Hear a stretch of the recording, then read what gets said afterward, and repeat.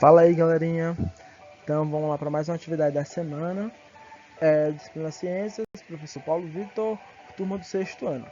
Então a atividade dessa semana ela vai conter um TD proposto pela SME, né? Um TD que é um TD de revisão que vem com questões de aulas passadas, de aulas dadas até o mês de março. Então essa vai ser a nossa atividade da semana, esse TDzinho de revisão. Então vamos lá para as questões, tá ok?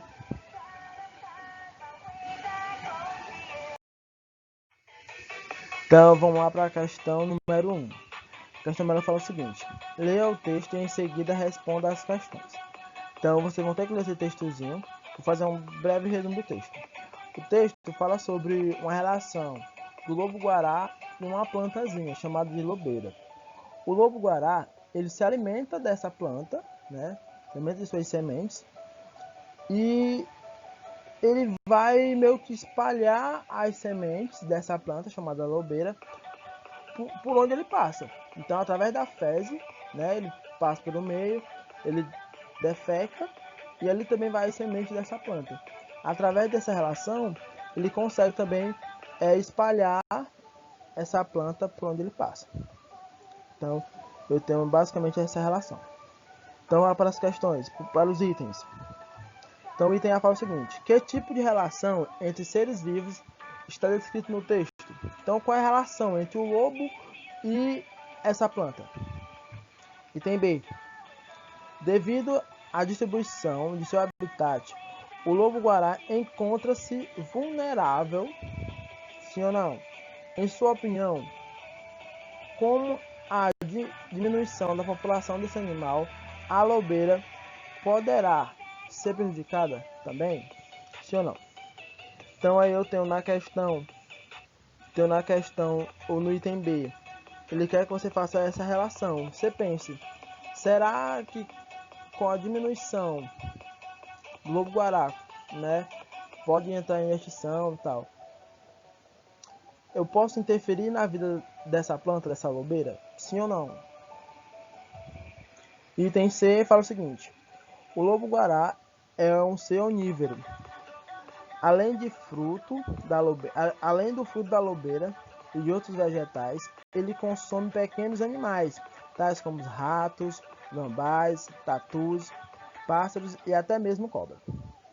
Sabendo disso, faça uma pequena pesquisa e construa uma cadeia alimentar que inclua os pássaros que tenham lobo-guará como consumidor terciário.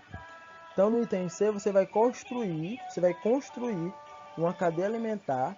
E nessa cadeia, você vai ter que colocar o lobo e o pássaro. Ok? E o lobo vai ter que vir como consumidor terciário nessa cadeia alimentar. Ok? Então, essa foi a nossa questão número 1. Questão de número 2. Então, vamos lá. Em uma horta, há alguns pés de berinjela.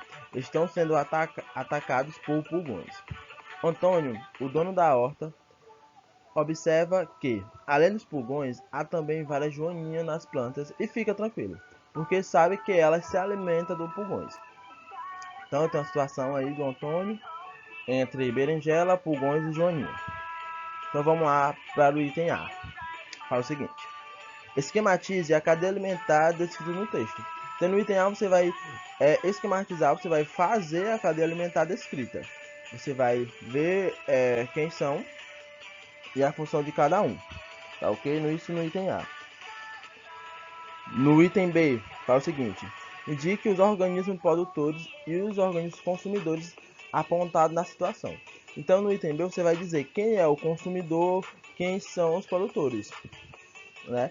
Entre a berinjela, o pulgão e a joaninha, você vai dizer quem é produtor e quem é consumidor. E no item C, fala o seguinte: por que o Antônio sabe que a população de pulgões não vai aumentar? Então, você vai dizer o porquê o Antônio está tranquilo em relação ao número de pulgões. Por que ele não se preocupou? Tá ok? Então essa é a questão de número 2.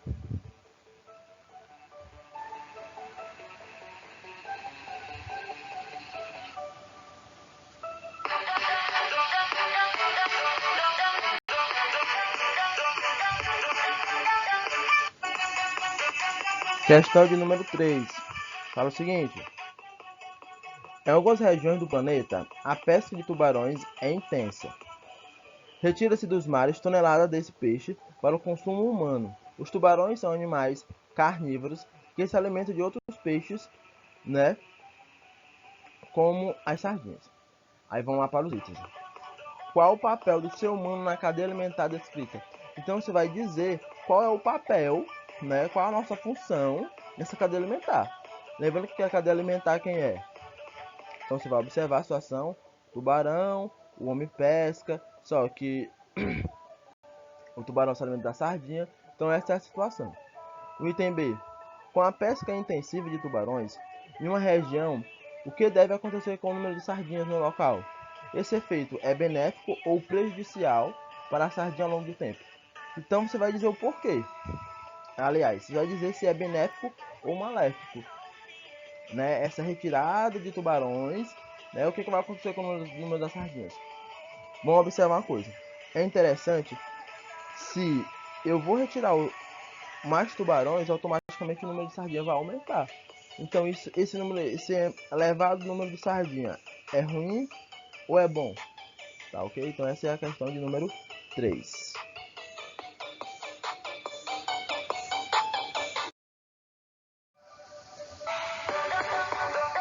Vamos lá, a questão de número 4. Fala o seguinte.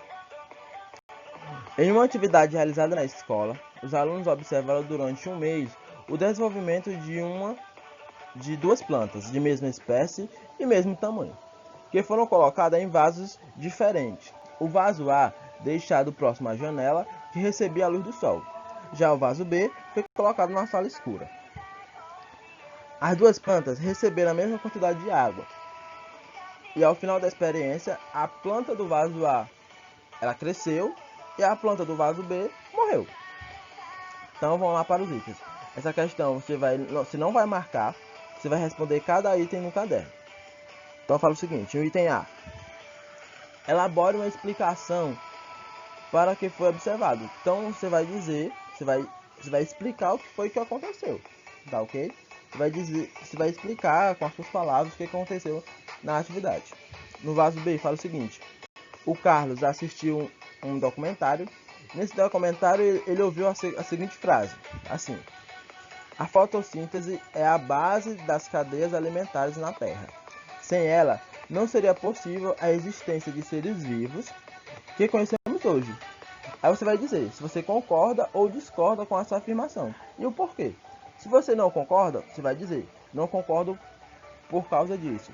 Se eu concordo, você vai dizer eu concordo por isso, isso e isso. Item C de casa.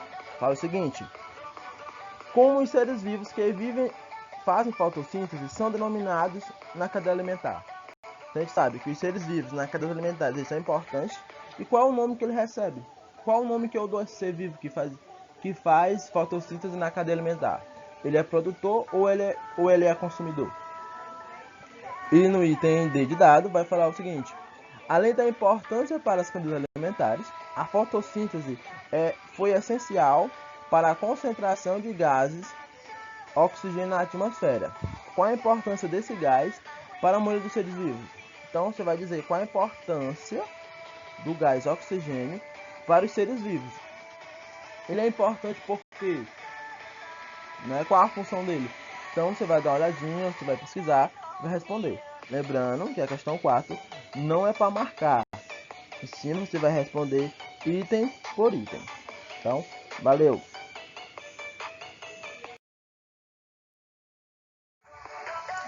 Questão de número 5. Vamos lá.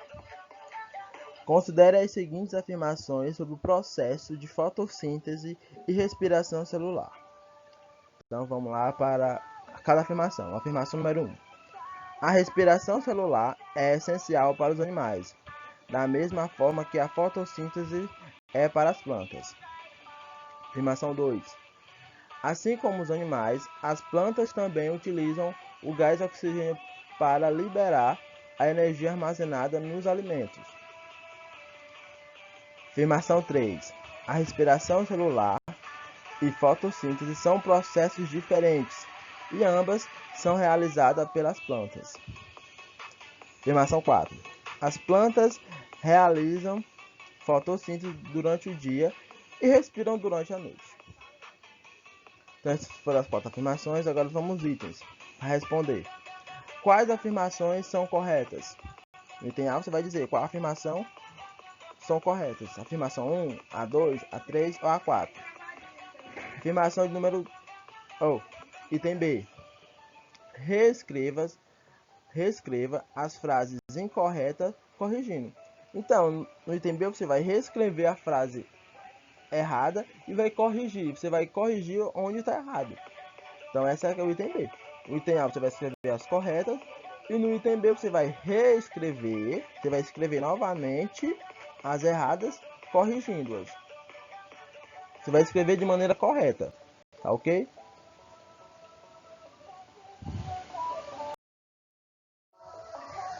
Questão de número 6. Vamos lá. Relacione as características dos seres vivos listados na coluna A com as situações descritas na situação B. Então você vai relacionar a coluna A com a coluna B. Então vamos lá. Coluna A. Ponto 1. Interação com outros seres vivos.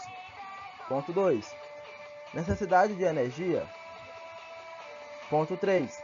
Capacidade de se reproduzir. Ponto 4. Capacidade de se desenvolver. Então essas foram a minha listazinha da coluna A. Agora vamos para a coluna B. Fala assim. Uma onça tem 2 filhotes e cuidará deles até que eles consigam sobreviver sozinhos. Situação. Segunda situação. Um tamanduá perfura um formigueiro com suas garras e alimenta-se das formigas. Situação 3. Uma lagarta passa pelo estágio de pupa e se transforma em borboleta. Situação 4. As formigas vivem em conjuntos organizados, nos quais cada indivíduo desempenha uma função. Então essas foram as situações. Então você vai dizer, você vai preencher a coluna B de acordo com a coluna A, que você acha que é. Né? Lembrando para fazer isso no caderno, tá ok? Passa tudo pro caderno e depois a gente vê. Valeu! Vamos lá para a questão número 7. Fala o seguinte. Lê os textos e em seguida responda os itens abaixo. Então, no texto 1 vai falar sobre os pinguins, uma relação, né? Que fala que os pinguins machos constroem os ninhos e as fêmeas, elas vão escolher os pinguins, vão escolher os machos para poder se reproduzir pela quantidade de ninho que ele construiu. Então, olha a situação. A fêmea vai escolher o macho de acordo com a quantidade de ninho que eles constroem. Então, fala assim no item A. Cite a passagem do texto que evidencia a independência dos pinguins em relação aos aspectos não vivos do ambiente que ele habita. Então, quem são os aspectos não vivos? Os aspectos não vivos são aqueles aspectos que não têm vida, mas estão no ambiente. Item B. Texto para o item B. A perereca de bromélia é típico de uma região do Espírito Santo coberta pela Mata Atlântica, em um ambiente que, de forma geral, apresenta um clima quente e úmido. O animal recebe esse nome porque deposita seus ovos na água e se acumula entre as flores da bromélia após a chuva. Então vamos lá para o item B. Essa espécie sobreviveria em um deserto? Qual o tipo de ambiente ela está adaptada? Então o item B vai falar sobre essa espécie de perereca da bromélia, que ele pergunta: essa espécie sobreviveria em um deserto? Você acha que essa espécie de perereca sobreviveria em um deserto, em um ambiente sem água, digamos assim? E ele pergunta novamente: qual o tipo de ambiente ele está adaptado? Qual o tipo que ela está acostumada a viver? Então esse é o item B de bola. Então, finalizando a questão 7, também finaliza o nosso TDzinho, essas 7 questões, tá ok? Lembrando que todas as questões vocês vão ter que copiar no caderno, aliás, só quero só as respostas no caderno e vão me mandar. Lembrando que a foto tem que ser de você fazendo a atividade. Eu não quero a foto do caderno. A foto do caderno é mais na frente. Eu quero a foto de você fazendo a atividade. Tá ok? Valeu, galerinha. Então, até a próxima. Valeu.